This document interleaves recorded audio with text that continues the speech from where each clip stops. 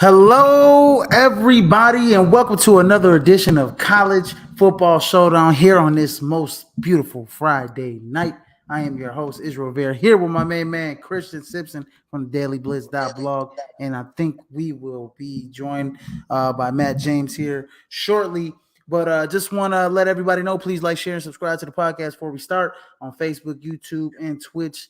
In case you missed us, we are on a plethora of streams where all podcasts can be heard. At Apple Music, Samsung, Amazon, iHeartRadio, and Spotify, ladies and gentlemen. So you don't want to miss that hot, up-to-date content. But Christian, what's going on, man? We are here with week 7. Can you believe it? Chapter, baby. Yeah, that's crazy, isn't it? Like, it just seemed like you and I were getting ready for LSU and Florida State and North Carolina, South Carolina, and now, you know, we're at a pivotal time in college football because the playoff picture is slowly but surely going to start to form itself. And then we have Statement November, as I like to call it, coming up next month. So, look, I just think this is going to be a joyride these next couple of weeks in the sport. Yeah, no, absolutely. Definitely going to be a joyride here in the sport. It was last week was crazy. We'll get to some of the takeaways here. And this week, some big games. So I definitely got some hot content coming up for you guys. I mean, week 7, I mean, it's starting to get close for some teams. Especially the one-loss teams like, Notre Dame, they already took the second loss. LSU took the second loss already. So, it's about that time where, some guys like, let's say USC this week, they can't take a loss right here. They keep dropping down the rankings because they don't play anybody. And now they are getting their first taste of a true test, in my opinion, here this week against Notre Dame. So just, things like that. Like you said, we're getting ready for Statement November, like you say. So, it's coming down where I would say this is the midpoint of the season, good midpoint of the season, right there, smack in the middle, college football season, almost there. So, we're coming down to the home stretch, ladies and gentlemen. Week 6 takeaways, man. The first takeaway, Notre Dame, number 10, Notre Dame dropped one on the road, and number 25, Louisville, 33-20. This game wasn't even close, in my opinion. Second half, Louisville turned on the Jets, causing a couple turnovers here later in the stage. What are your thoughts about that game? Notre Dame did 3 interceptions thrown by Sam Hartman, which is He went literally. I can't even remember. I don't even know how many games he went without an interception thrown. I think it was like 14 games in a row or something like that. He did exactly. Notre Dame did exactly what I tell you a lot of these teams can't do. And that's overlook the opponent who's in front of you Mm-hmm. because they overlook Louisville, looking ahead to USC, and Louisville made them pay for it. Louisville punched them in the mouth. Louisville ran the football. They were balanced offensively. And look how they were all over Sam Hartman. And if I'm being honest with you, Izzy, Notre Dame should really have 3 losses because they should have lost to Duke, if we're being real. Yeah, no, that's fair, man. I mean, I really do believe that Notre Dame should have lost, probably should have lost to Duke. You are right about that, man. I mean, um, there's I just there's no excuse for how they lost to Louisville. I mean, they got a score at the end there, but Louisville scored 16 points in the fourth quarter, and their defense was just stymied. There at the end, I mean, causing Sam Hartman to throw a couple interceptions there. I mean, in the fourth quarter, they had touchdown, field goal, field goal, field goal.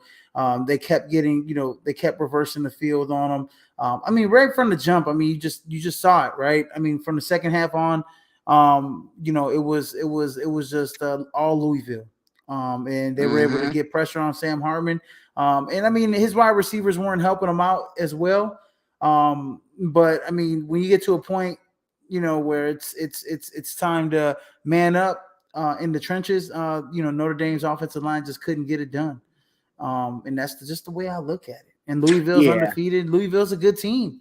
Yeah, Louisville's they a good really team, are. man. Yeah, Louisville plays hard. They play hard. They play tough. They leave it all on the field for the coach. Most importantly, Louisville won the line of scrimmage on both sides of the ball. That was the key. Absolutely. No, they did. They won the line of scrimmage, and that's we preach that every week, man. You You gotta gotta win win in the in the trenches. trenches. You Yeah, you look, gotta win in the trenches, man. Izzy, look, we both played on the defensive line, and when you win the trenches, you have a better shot at winning the football game. Shout out to my main fan over here, Yoli. How you Mm-hmm. doing? Anyways, what's going on, Matt James? Thanks for joining the show. Yes, sir. How you guys Yes, doing? sir. We're What are your good. thoughts on Notre Dame dropping to Louisville last week? I mean, as you guys said, it's all about the trenches. I mean, that's football for you, but especially for Notre Dame, if they win the trenches, they have a really good chance in at winning every single game on their schedule. Mm-hmm. So if they can't win the trenches, they're going to struggle. So Um, Louisville do it, and they beat them at it. So as a Notre Dame fan, I'm just a little concerned that Marcus Freeman's tenure already.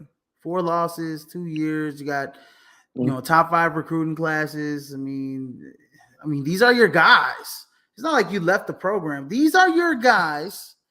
You were the main recruiter for Brian Kelly. You're the head coach now. You're still you know what I mean? These are your guys. It's not like he's Brent Venables and he's gone to Oklahoma and he's had to change the whole program around, which we'll get to.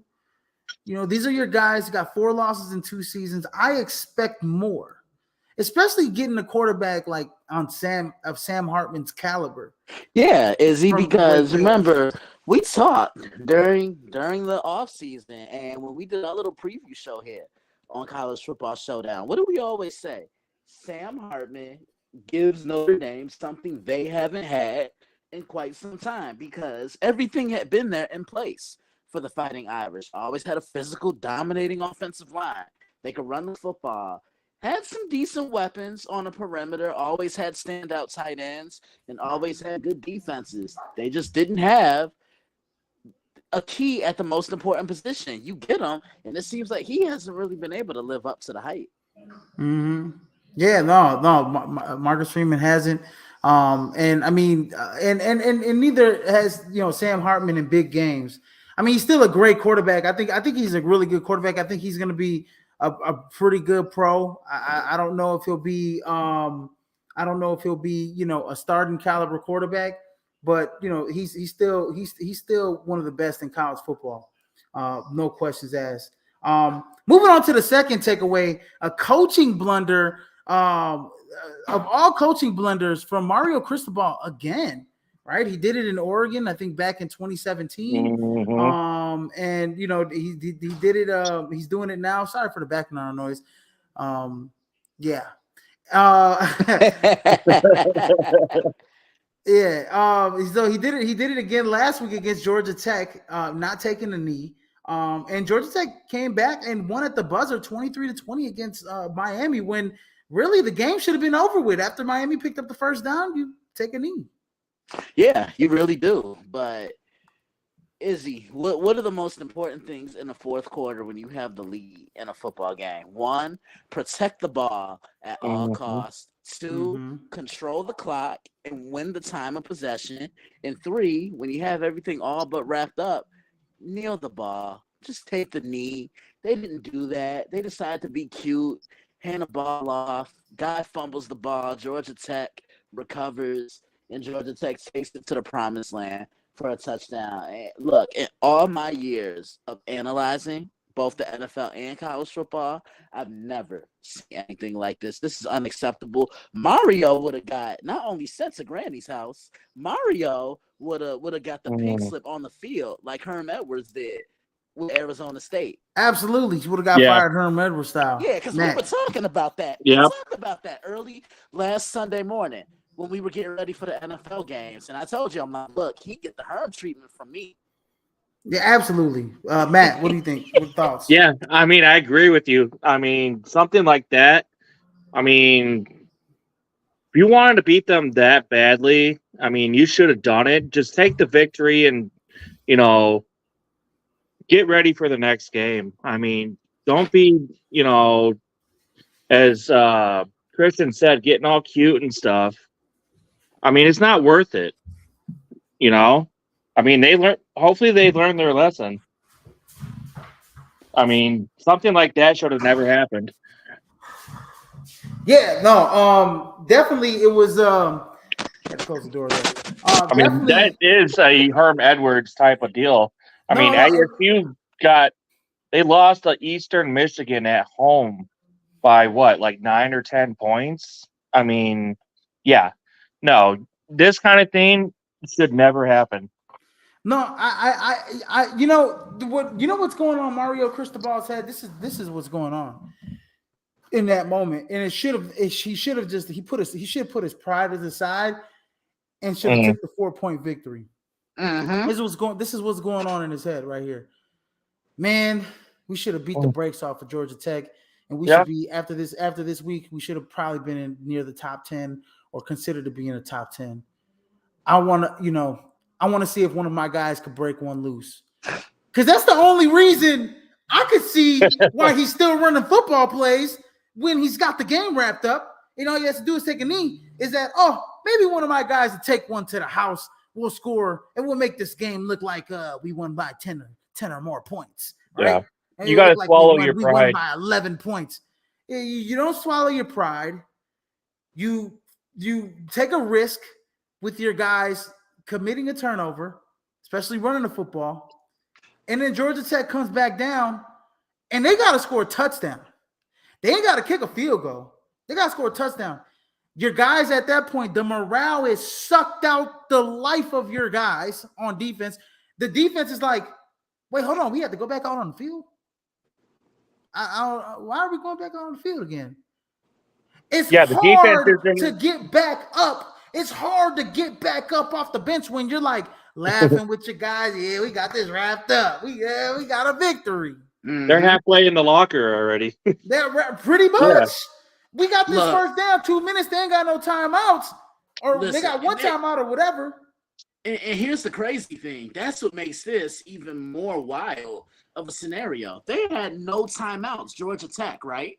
They had no timeouts, so they can't stop the clock. Miami pretty much served them that W on a silver platter with extra condiments and extra hot sauce. Look, absolutely. Izzy, Matt, I'm just gonna say this. This loss is 100% on Mario Cristobal. Nothing else needs to be said. There's nothing else. This is not on the kids. This is not on the student athletes. This is on Mario Cristobal. He did this at Oregon. He doesn't know how to put his pride to the side when he's up. Yeah. To win a close game in college football at the D1 level is hard in itself. You're not going to blow out every team. Some teams are going to come and play on their A game. They're going to play their A game against you, right? Arizona, we just saw Arizona State do it against Colorado, right? Yeah, Arizona State had no business trying to even be in that game against Colorado. No, not at all. And they made it close, and Colorado had to go down and win it off of a last-second field goal. Same thing with Colorado State, right? Against Colorado. You got teams that come and play their A game any given Saturday or any given Sunday, and that's what happened with Georgia Tech. They kept it close all game. You didn't put your pride to the side. You couldn't go out and lose by only 4. You wished and hoped that your guys would have broke one, and that you could have won by double digits, so it looked good in the polls, and it didn't, and it backfired on you. And I'm glad that you lost, because you know what I've been saying about Mario Cristobal? I've been saying get his ass up out of Miami. I'm just saying. Bro, he should be in Oregon still, but he cannot, set his pride to the side at times. Nah, I mean, look at where Oregon's at right now. Nah, I'm glad. I mean, look, if he were still in Eugene right now with the Oregon Ducks, I don't think Oregon would be as good. No, they wouldn't. Not as good, but they'd still be up there. Yeah, but they needed a new guy. They needed a fresh voice, and I'm glad Dan Lanny's been able to provide that. Absolutely, yeah, absolutely. That's true. But that closed the book. I mean, I hope this is a one-on-one for coaches out there. God damn it, just take the knee and go. I mean, most coaches, 99.9% of coaches take the damn knee. High school coaches do this. I mean, golly, I go to high school games all the time to go look at the young talent. And it's just like the high school coaches do this. I mean, you're at the top of the Division I level, and you just do stupid stuff sometimes. It's just, what are you thinking? And I know, and it's all because when it looks good on the polls when you beat a team by double digits. It's all it's like a PowerPoint ranking system that they kind of accumulate when it comes to the CFP. When the guys, if Miami was able to go undefeated, and they were just outside, if they're in the top 5 or the top 6 in the CFP, and the good old boys at the table were all like, well, you know what? Miami won about 6 games by double digits. So they got a chance to get in the CFP. No. They try to help Vegas out? Yeah. I mean, it's like, come on. Just take the win. This ain't Madden, bro. You know what I'm saying? Like, I want to say you're getting bored with your opponent. And I want to say this, too. Every time Miami gets on a little bit of a run, just like a certain team that I think we're going to more than likely discuss, which is pretty good segue. Because I said this in my preview the other day. I previewed Miami and North Carolina on a site, which is on the dailyblitz.blog, by the way. And I said, Miami, they're a lot like Texas because they always find ways to come back to reality when we think they're back. Yeah. Absolutely. I mean, Texas showed that last week too themselves. And that's a great segue into the last takeaway. Number 12, Oklahoma beats rival number 3, Texas, in the big game. Probably one of the biggest rivalries in college football that gets overlooked year in year out. But Red River is big. Dylan Gabriel had a game for his life. 23 of 38, 285 yards. Passing with a touchdown, 14 carries, 113 yards. Rushing with a touchdown. And Quinn Ewers, even though he was 31-37, he was quite accurate, 346 yards, a touchdown. But he threw 2 costly picks against Oklahoma. Brooks with 22 carries, 129 yards, and a touchdown. This team, Oklahoma came to play. Your thoughts on this game, Christian? I'll start with Christian. Yeah. Okay, Izzy, you remember at the beginning of the year, Texas and Alabama, and we're talking about the difference maker being Quinn Ewers and Quinn Ewers being there for all 4 quarters? Remember, when these two met last year, Texas thumped Oklahoma 49-0. And no Dylan Gabriel. And no Dylan Gabriel. You see the difference last Saturday. Dylan plays, and he just brought a whole new element to this entire game and this entire offense. So that's number 1 right there. Number 2, costly mistakes that you just mentioned of Quinn Ewers, because That first interception, that was all on him. He overlooked the guy.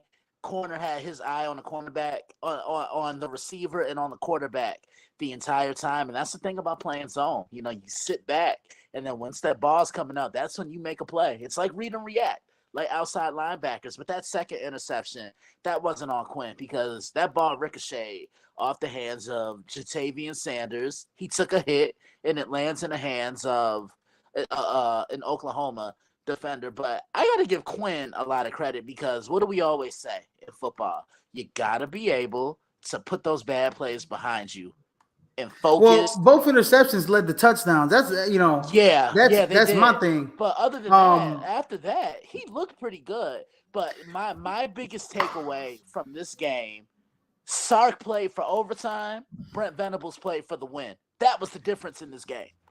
Yeah. Well, the first quarter of the first 7 minutes of this game was pretty freaking wild. You had an interception by Ewers, touchdown, Oklahoma. Then another interception. Oklahoma looks like Oklahoma gets the ball, and then it's a block punt for a touchdown for and before that, I believe it was before that Texas had picked up a fourth down conversion, if I'm not mistaken. Mm-hmm. And so it was a pretty wild game, to start the game. But then once it started settling down, you started to see that defense that I've been talking about that has been much improved through Brent Venables. Yeah, it has. And huge shout out to Danny Stutzman. He was my X factor in this game. He is the quarterback of this defense. What a great game. I was so honored to preview this game. This is the second best game I previewed all year behind Ohio State and Notre Dame. Sorry, Izzy, because I know how heartbreaking that was. But this was a great look. Now you see why I hate prevent defense, because look at how much space they gave all those wide receivers at the end of the game. And Nick Anderson makes his only catch of the game ends up being the game-winning touchdown for Oklahoma. Yeah. Matt, what are your thoughts on this game? Honestly, it's one of my favorite rivalries to watch. I caught a little bit of the game last week. Big shout out, to Oklahoma, really showing who they are. They were undefeated coming into this game. Haven't really played anybody, but they really came in and took it to Texas, right away and made them, work for, their comeback and everything. They took a 7-spot jump after this win in the rankings. Talk about going from being just outside the top 10 to being a college football playoff contender. And now Texas is back where you were previous week going into the game. So, like Christian said, prevent defense. They went 5 plays in 1 minute from their 25-yard line. Now, to go down, it's a little different in college football. After 2 minutes, then the clock starts to stop because they got to move the chains. That rule was changed considerably. I think that rule changed just recently. But now, I look at this game and I'm like, man, last year was Dylan Gabriel not being in there. Texas caught a break. This year they didn't catch a break. And I said it. Texas hasn't played a starting quarterback since week 2, since they played against Jalen Milroe in Alabama. So they were getting lucky. They were kind of catching breaks all season, not playing against the other team's signal caller, top signal caller, and they played against the right one in this game. And Dylan Gabriel has been playing like a Heisman Trophy candidate all season. So kudos to Oklahoma. And I kind of I thought that Texas would have enough to win this game, but at the end of the game, man, like Christian said, you can't play prevent defense. You got to keep playing your defense. You got to keep getting after the quarterback. You have a lead. You can't just sit back and hope that their guys drop passes and hope that that guy over there is not making his throws when he's been making the throws all game long. And then I think another thing that made me angry with this game, you're in the red zone. You have a yard to go, and you can't punch that football into the red zone. Yeah. And that's what we always talk about. Is he doing what in the Mhm. trenches?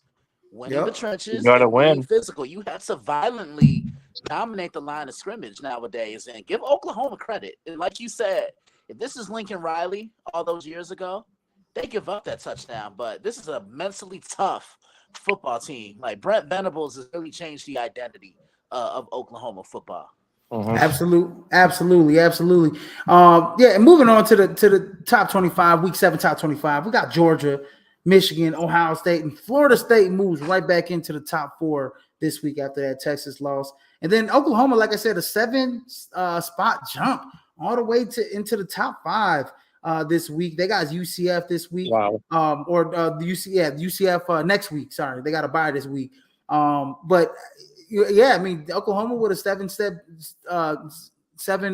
jump, and rightfully so, because I'd put them over everybody else too. I mean, Texas, was looking like one of the best teams in the nation, and they pulled out that win.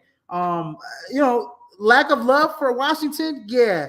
Let Washington and Oregon beat the hell out of each other to see who can come right behind them, right? I think if whoever wins that game moves into number 6, depending on if Florida State, catches a scare, I think all top 5 teams this week win, or except for Oklahoma, they got to bye. But I think the top 4 win their respective games. So I think Oklahoma, I think Washington jumps right into the mix, and all they're looking for is one of those 5 teams to make a slip, and they're in. I think for Washington, who's at number 7, and Oregon's at 8, and then we got number 9 Texas, who dropped 6 slots. And right now, if we're gonna judge who's the best 1-win team, it's in between Alabama, and it's in between Alabama and Texas. And right now, Texas is the better 1-win team because they got the advantage over them. If it comes down to it, and they go the rest of the way undefeated, and they're and the committee has to make a decision on who's going to be the best 1-win team, I think they're going to pick Texas over Alabama. Yeah. And if Texas had played football against Oklahoma how they did against Alabama, we could be talking about Texas being 6-0 right now, but they regressed. Absolutely. I mean, Absolutely. Jonathan Brooks was able to get it going, but it was the interceptions of Quinn Ewers. You can't turn the ball over and expect to win. Absolutely. And then rounding out the top 10, we got USC at number 10. They just keep moving down a slot because with USC, they had a real close game against Arizona. By the way, they had to go to overtime. Yeah. I don't understand. USC struggled against both Arizona teams, actually. USC struggled, period, this year in the Pac-12. Yeah. In the Pac-12, they've struggled. They haven't been able to put teams away. Arizona really played well last week. They really punched USC in the mouth. I watched that game. It was a late night game on Saturday, and Arizona really was like taking it to USC. I mean, Caleb Williams, he threw a pick in that game. I think he had 1 passing touchdown, but he had 3 rushing touchdowns, which was ultimately, the deciding factor in the game. But Arizona almost took him out, and I was shocked after the first quarter. Like I said, man, you know what? This is gonna be a close game. And USC, I mean, they have to really, I think, in order to be, they have to do a couple things. Well, they still got to play, I think, Oregon and Washington. But they have to. It starts this week. You have to beat Notre Dame, kind of convincingly, in my opinion, to get put into that top 6, top 7. In my opinion. Yeah, I agree with you completely. Yeah. Okay. So, where are we now on this AP top 25, Izzy? Oh, we're at number 10. And then around that at 11, we got Alabama. 12, North Carolina. 13, Ole Miss. And then 14, we got Louisville here, still undefeated, moving up 11 spots, had the second highest jump in the top 25. And then at number 15, we got Oregon State. 16, Utah, moving up a couple slots. Number 17, we got Duke.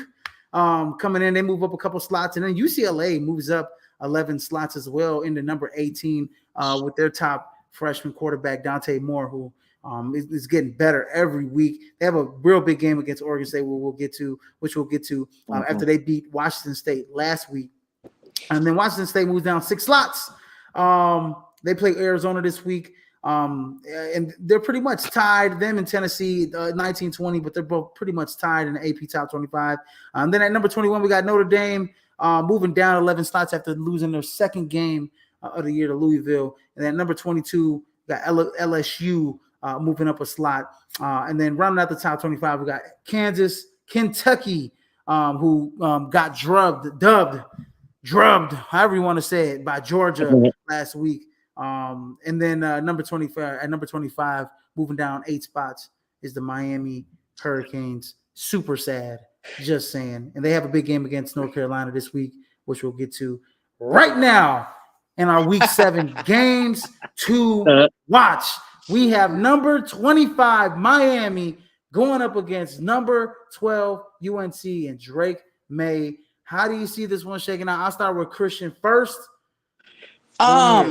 You know what North Carolina team shows up? Yeah, they're improved, but their defense is very hot and cold. You never know what version of them you're gonna get, and this is gonna be the best defense that North Carolina's faced all year long. Miami has a lot of depth and they have a lot of talent on that defensive line. They're gonna throw a lot of stunts, a lot of different looks. I'd probably come out in a 4-3 and rush 4 because you can't blitz Drake May. He will make you pay for it. Or if you play man coverage and you don't account for the quarterback, if you don't account for Drake, he'll make you pay. You know, I say this with NFL guys, and I apply that same analysis with the college game. I just think UNC across the board has more offensive talent, and I'm going to take the Tar Heels here. Matt. Yeah, I agree with you. This will be a closer game than it was supposed to be. I mean, if Miami didn't do what they did last week, I mean, North Carolina would probably see a different team. I think Miami might come out with a little bit of an edge right away for what they did last week. Kind of, hopefully prove to the country that, they are a top, team that they thought they were, trying to, put their pride on the line there, as we keep saying. But I think UNC, having Drake at the helm, and he's trying to, solidify his top 3 quarterback, draft spot next year. I got UNC, but it's going to be probably a close one in single digits. Yeah, this game's in Kenan Stadium at North Carolina. You know what? I always take a loss and let me see what your team's made of, right?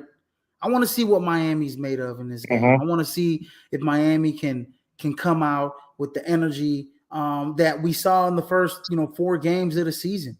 After losing to Georgia, before losing to Georgia Tech. That's one thing I want to see in Miami. They're one of the top offenses in the nation, led by Tyler Van Dyke. And when it comes to UNC on the flip side, well, it hasn't been such a great season in terms of individual success for Drake May. I mean, he's got 8 touchdowns for him, so he's making more mistakes. But I could see that's more keying in. He actually gained one of his wide receiver threats in Devontae Walker, transferred from Kent State last week. And I think that is going to be a big help. They beat Syracuse last week, 40-7. Nate McCollum's their leading receiver on the team, but having both of those guys should help out Drake May moving forward in the passing game. And we already know what he can bring to his feet. I think, with Drake May, I think this year has just been a wake-up call. A lot of teams kind of, when you got tape on a guy and you start the game plan on the guy and know their strengths and start to take away those strengths, it kind of hurts you a little bit. But the one thing that Mac Jones really preached this year was physicality and defense and running that football. And he has done it with Omarion Hampton. So 461 yards on the season, 7 touchdowns. I like North Carolina at home. I think they're physical. I think they're going to play enough defense. I think they're going to get after Tyler Van Dyke in Miami. I think they play better defense, in my opinion, than Miami. Or they don't. Well, per the yards, Miami plays better defense. But I think when it comes to like physicality, getting after the quarterback, I think I like UNC more, especially on offensively and in the trenches. So give me UNC to win at home. But I think it'll be a close game. Like I said, on Miami side, I think that Miami is gonna have to look at the man in the mirror, and I want to see what you're made of. After a tough loss like that, how do you bounce back and win a game against a team like North Carolina? Next game on the slate. This is the unranked matchup, but I thought this was a pretty a good matchup of one loss teams. Texas A&M going up against Tennessee. How do you guys see this one shaking out, Christian? Texas A&M, they gave Alabama all they could handle last week. But the reason why I chose Alabama was because I've seen them execute and succeed more in these back to the wall type of situations than I have Texas A&M. Tennessee, they've kind of regrouped in a nice way ever since the loss to Florida. Really showing a lot of mental strengths. Joe Milton's taking care of the ball. They're running the ball. They're playing good defense. If this game were at College Station, I'd probably lean Texas A&M, but it's at Rocky Top. I'm going to take Tennessee. Matt. Actually, this is a ranked game, by the way. Tennessee is ranked number 19. I just don't got it. I was going to say, as correction, they are 19th.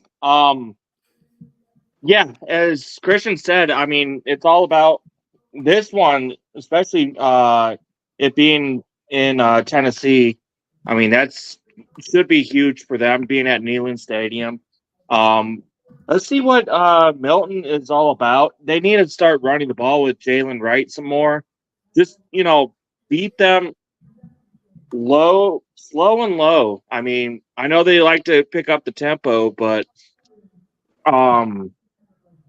start running that ball, I think Tennessee takes this.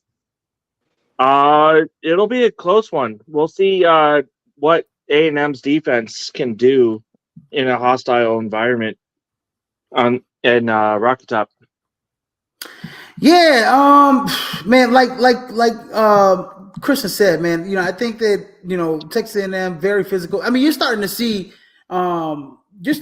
the fruits of those recruiting labors by that front seven is probably the best front seven in my opinion. I think in college football, I think that those guys are stars. I think they're one step away from hitting some superstardom there down there in Texas A&M if they give Jimbo another year. I actually I want to give Texas A&M the win down there in Rocky Top actually. I think that their team's physical. I think that the one thing about Tennessee is they're coming off I think a bye week if I'm not mistaken. So I think that they'll be well rested. And I think that they'll be able to run that football like you said with Godly. I forget who the running backs are, but anyways, I think they'll be able to run the football here. Talking about Jalen Wright here, but I think Tennessee should be able to get after it defensively. They what they need to do is they need to take away some of those guys in the front seven. So running away from those, using some of that zone running scheme that they do implement a little bit, getting Joe Milton on the outside of the pocket.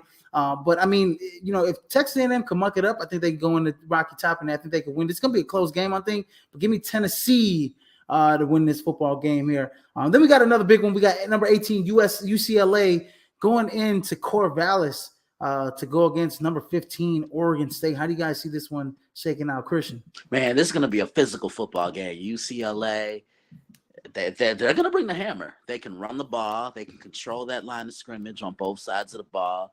But Corvallis is such a tough place to play. And I honestly think DJ Uiagalelei, did I say that right? Yes, you did. Man, it's about time because I be stumbling on that word on his last name. Is he?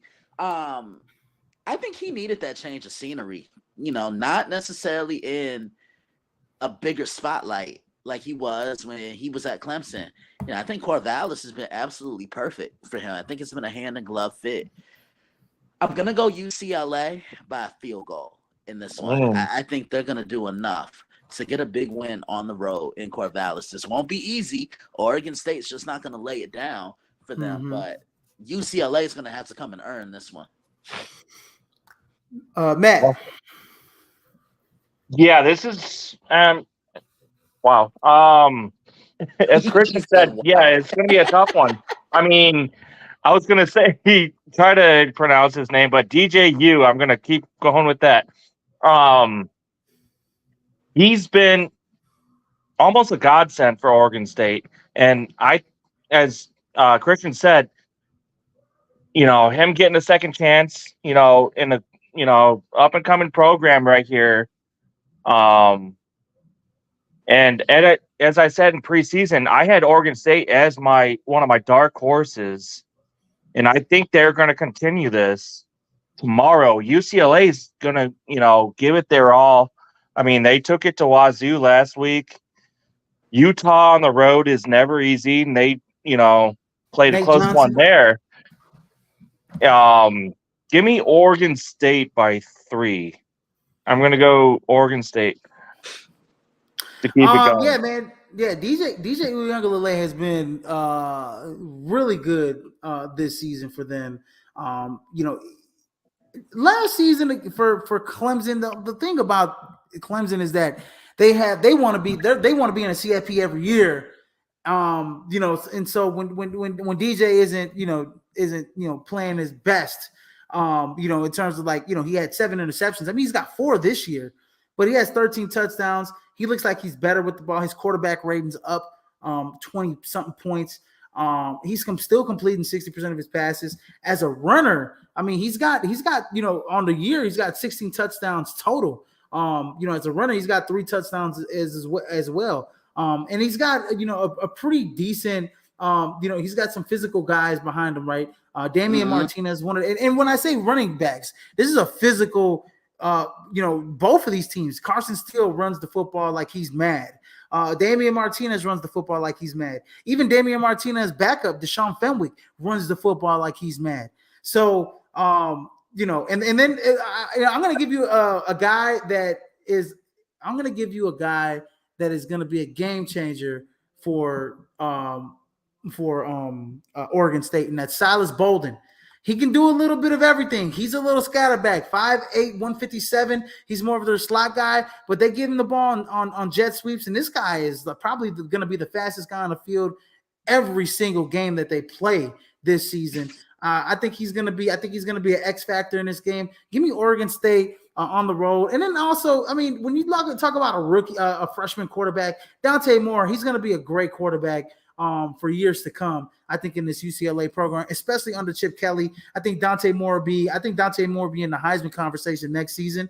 I mean, he's a 5-star guy. He's with the best quarterback in the nation out of Detroit, Michigan, 6'3", 210. He's got some Caleb Williams in him, but it's tough to go into Corvallis and try and be physical with that team, right? And I just think that UCLA is going to be a little bit overmatched there. Give me Oregon State by a touchdown. But I think it's going to be a good game. I think it's going to come down to whoever makes the last few plays down the stretch. I don't think it's going to be by double digits on either side. But give me Oregon State to win that game at home. And then we have one of our second game of the week, second biggest game of the week. Number 10 USC going into number 21 Notre Dame. Last year, Notre Dame fell to USC. And in Southern California. But this year, the Trojans have to go all the way to South Bend and face Notre Dame and all their greatness and go against those Golden Domers who are looking to get off the schneid after losing to Louisville. This is another big rivalry game here across the country. How do you see this one shaking out, Christian? Man, I remember last year when these two played, and I love this rivalry so much because I think of the history between these two teams, and I think of the Hall of Famers that have gone to both schools. Troy Polamalu, Marcus Allen, if I'm not mistaken. For Notre Dame, Jerome Bettis, Joe Montana, Tim Brown. Like, man, look at all that greatness I just mentioned. They all own gold jackets. This is gonna be tough for USC because that Notre Dame defense, they're gonna be angry, they're gonna be physical, they're gonna be downhill. Izzy, watch out for JB Bertrand, number 27. He's the man in the middle for that Notre Dame defense, a guy that goes sideline to sideline. Closest thing I've seen to Luke Kuechly.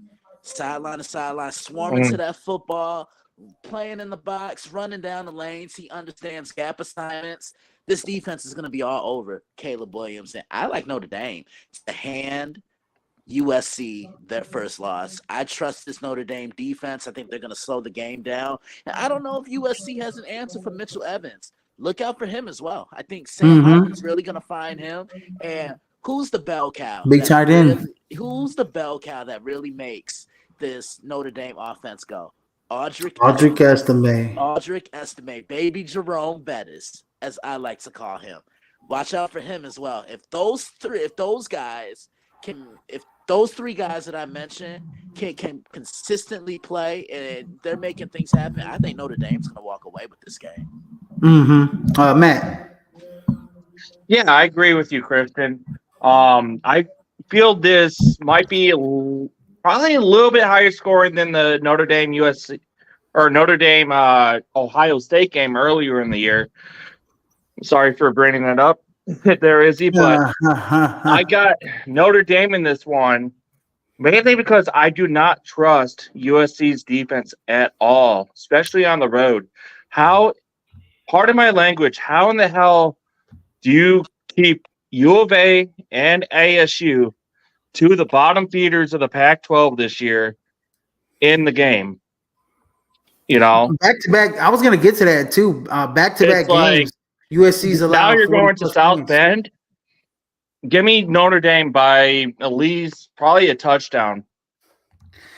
You know what? I honestly, I think, this is. I'm going Notre Dame, not because I'm a fan, but I'm just going Notre Dame because, and I'm trying to be completely unbiased here. I just think USC's defense isn't good at all. I mean, they're giving up 421 yards per game. 264.3 through the air. That's a recipe for disaster, especially with a guy like Sam Hartman back there who could really sling it. He's only got his 3 interceptions. His only 3 interceptions on the year came last week. So he went, 15. I think he had 15. He's the only Notre Dame quarterback to go, with I think 14 straight touchdowns without an interception. Or something like that. So, you're going against a guy that put up numbers in the ACC. You're going against a guy that is completing 64% of his passes, something around that, something around those lines.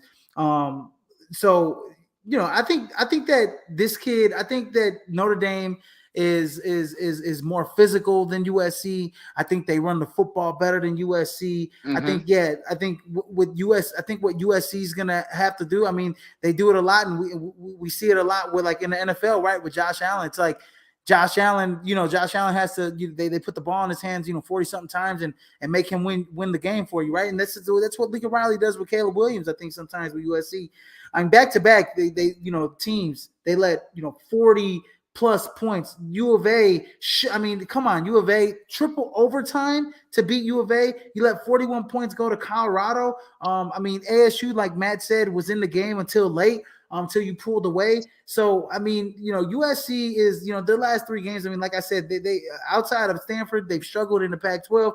I think they struggle against Notre Dame. I think it is going to be a shootout, I think.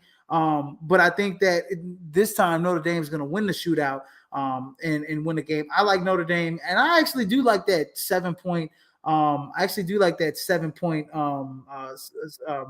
Win. But even though the spread is 2.5, I do like they expect Notre Dame to win by 3. I do like that 7-point win for Notre Dame. I just think that they'll handle business. Give me Notre Dame to win this football game. Game of the week here. Coming up, number 8 Oregon going into number 7 Washington. This is going to be a barn burner of a game. We got 2 Heisman Trophy candidates, definitely in the top 3, in Bo Nix and Michael Penix Jr. Going off against each other. both these teams are vying to get into the college football playoff. This is going to be a slobber knocker. Both these teams, another rivalry game here. How do you guys see this one shaking out here? And this is I think this is for the first time, both of them are in the top 10 in the rivalry when they face each other. Both of them been a while, yeah. Yeah. Izzy, I need you here. Matt, I need you too. Here we go. What's coming. One, Shameless two, plug. Three. Shameless plug, baby. Nah, man. Look, Izzy, I told you. I think Matt was on the show when I said this as well. Oregon, to me, is this year's TCU. I love the way they're playing. And look, I'm going to go out and I'm going to say I think this is the best team in the Pac-12 right now because they do it on both sides of the ball and they're consistent. And this program has fully bought into what it is that Dan Lanning wanted to sell to them. Because last year, he really didn't have his guys. Now, he has his guys. And, I mean, Bo Nix is playing some of the best football of his collegiate career. And it's almost like a DJ Uiagalelei situation, getting out of that big spotlight, kind of going to the West Coast, and Oregon's not that big like Auburn is as far as popularity in the national spotlight. But man, Bo has really found himself in Eugene, and this is the best Washington team I've seen since Jake Browning was there. The year when they made the playoffs, where they unfortunately fell to the University of Alabama. This is going to be a phenomenal game. I preview it tomorrow. It will be up an hour before kickoff. And as always, my brother, my main man, Israel Rivera, is going to be the first person to see it because that's just how we rock, baby. That's all it is, Yes, sir. But this is going to be a fun one. Third down is going to be key in this one. And can this Oregon's defense, for as great as they are, they don't really force mistakes and force turnovers. And a lot of people are saying, okay, that can backfire on them. No, because if you just depend on turnovers to be successful as a defense, you're not going to succeed as a unit. I cannot wait to finish writing this one. It will be up tomorrow. Matt, how do you see this one shaking out?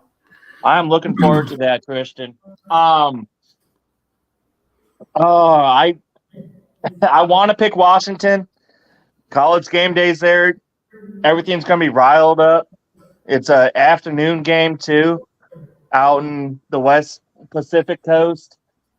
I'm going to take Oregon, mainly because they play better defense, and this is the game to prove themselves, as Christian said, being last year's TCU-type team. So that Civil War at the end of the year, Oregon State, one loss combined, could be one of the best games of the year. And I'm going to call it right now. Give me Oregon in this one because they protect the ball, they play strong defense, and it's going to be a close one. I got them, I don't know, within a touchdown, 3 points. It's going to be close. I got Penix Jr. as the highest. We got Heisman's going right now.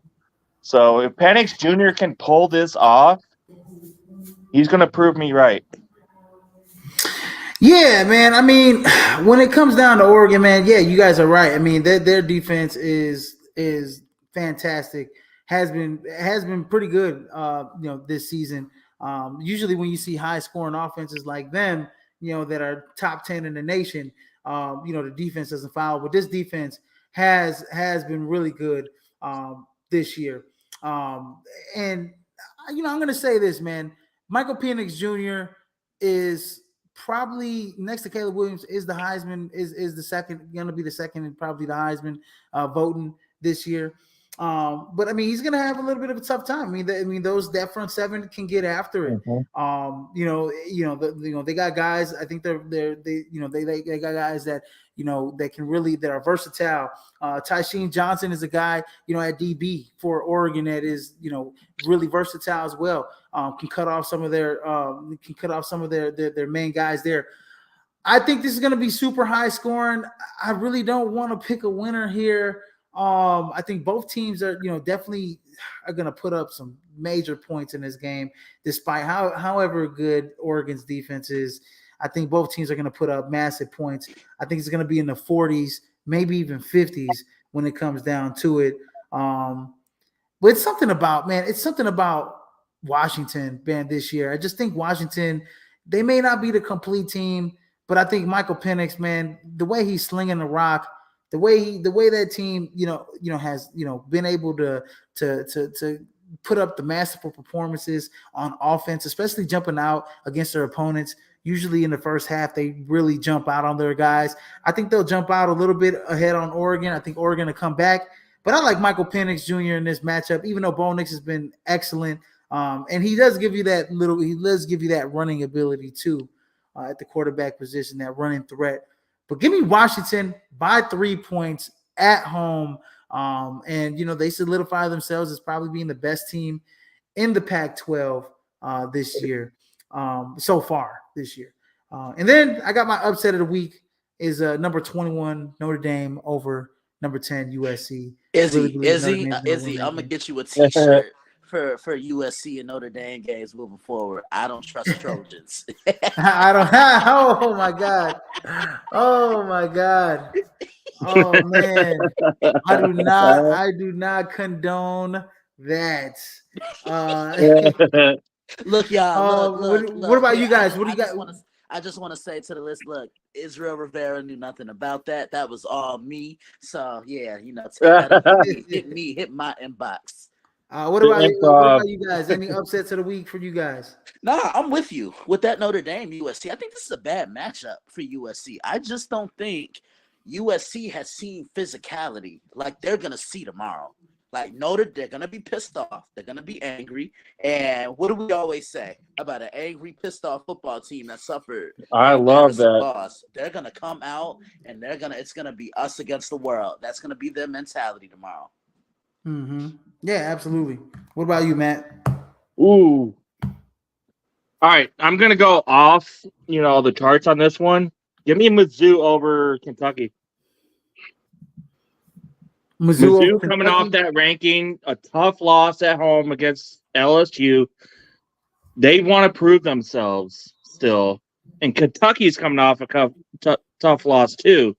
But, I'm going off the charts. Give me Mizzou. Mizzou over number 24 Kentucky.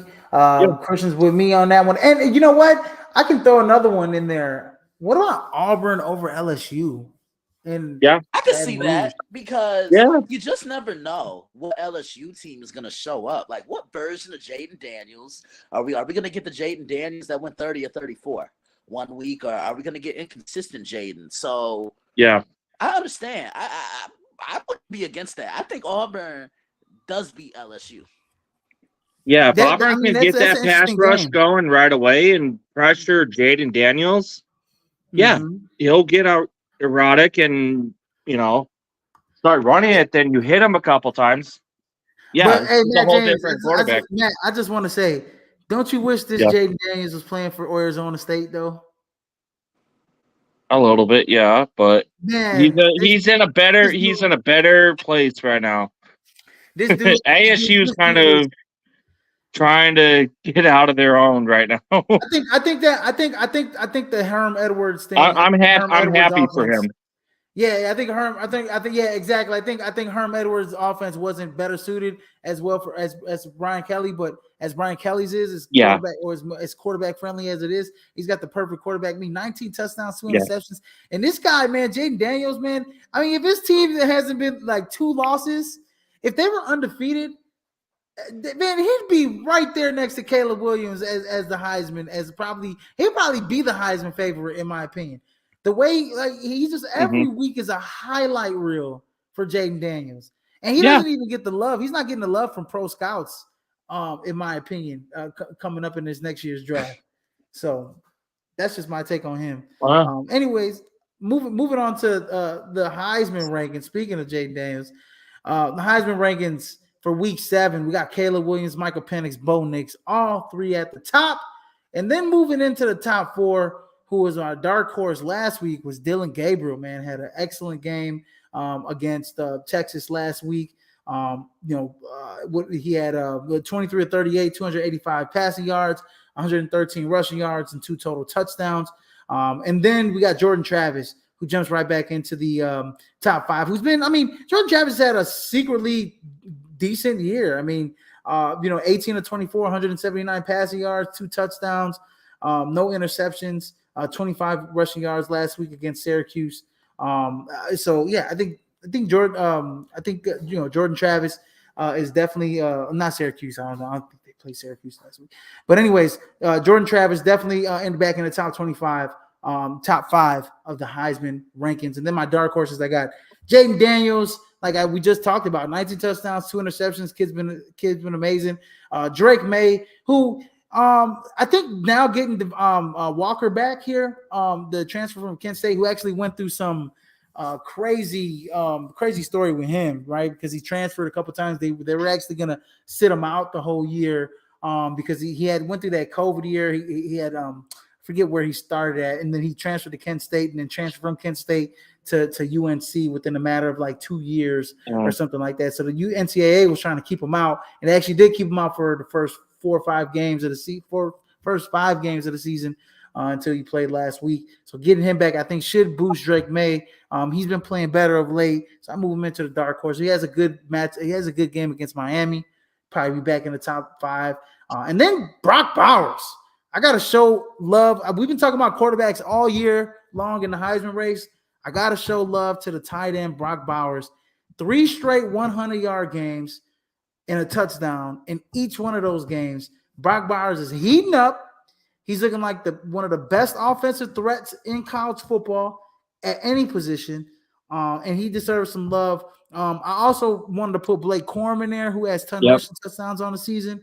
But we'll see. As the season goes along, Michigan hasn't really played anybody, so I really have to see them when how he plays against some better competition than what they're playing against.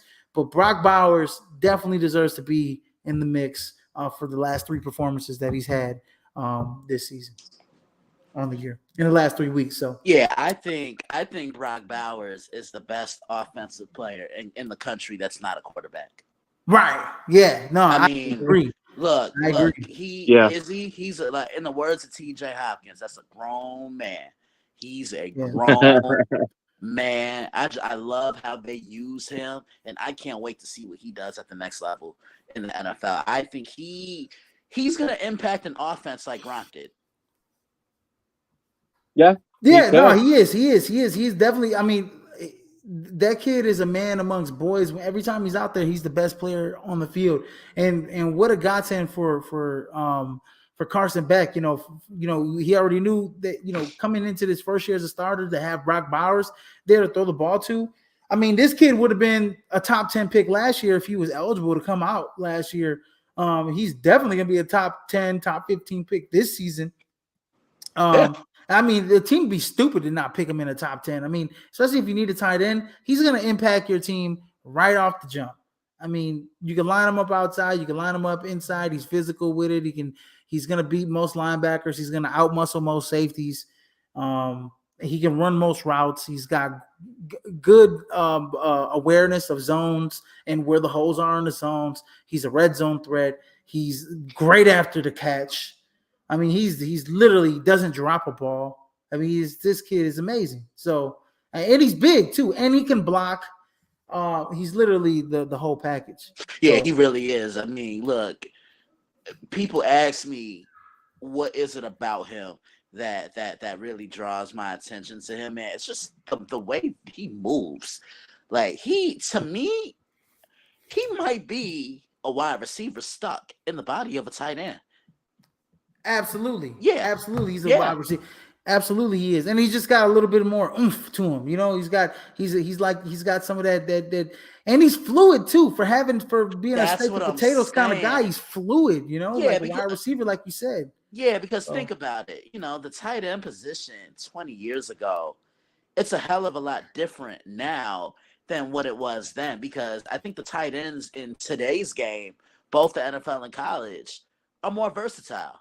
they're being used on tight end screens. Like, look, you guys know I love Tony Gonzalez. I think Tony Gonzalez is the greatest tight end ever to do it in my eyes. But I don't know if I could see him lasting in today's NFL because I just don't think he's as quick as as a Travis Kelce or as a Mark Andrews or Darren Waller, guys like that, guys who just know how to maneuver themselves to get open. Tony played basketball on the football field with the way he kind of spaced things out. Same with Antonio Gates. Like, I can see him potentially succeeding a little bit, but yeah, I mean the positions just changed so much.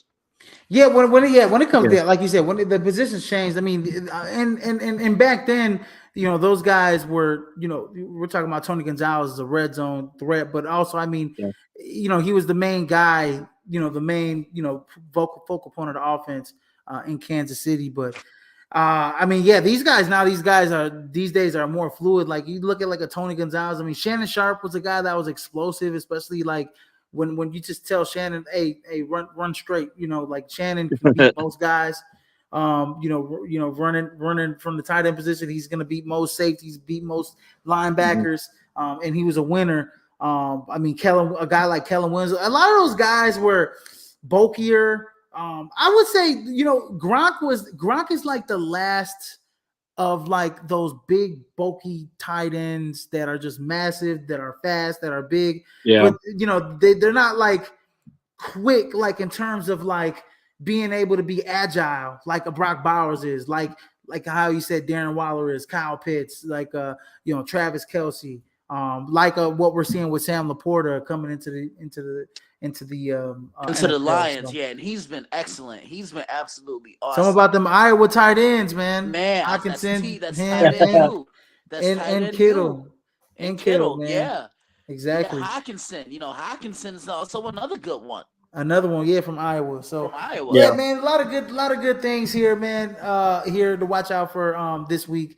In week 7. So you guys stay tuned and locked in. But it's been a show, ladies and gentlemen. Go ahead, please like, share, and subscribe to the podcast here at Prime Sports World on Facebook, YouTube, and Twitch. And in case you missed us, you catch us on all podcast streams. The podcast can be heard. That's Apple Music, Samsung, Amazon, iHeartRadio, and Spotify. Ladies and gentlemen, as I'm your host, we come here every Friday or Thursday here. I'm Israel Rivera, here with my main man, Christian Simpson from the Daily Blitz.blog and Monday Evening Quarterback, and here with our guy, Matt James, here, Prime Sports World's famous. Let's go, baby. Keeping the heat, bringing the heat, 24/7, locked in. Always here, guys. Bring the heat, baby. Hey, and this week, hey, man, some of your schools homecoming. I know it's Matt James is our alma mater's homecoming. Northern Illinois. I think they play Toledo this week. No, we've got Ohio. Oh, is it Ohio? Yeah, we got Ohio this week, bro. Yeah, I got Ohio. One of them damn Ohio teams they play. I will not be going to the game because I am too old to be standing out there in that damn cold and rain. So, dude, it is too cold. I am too damn.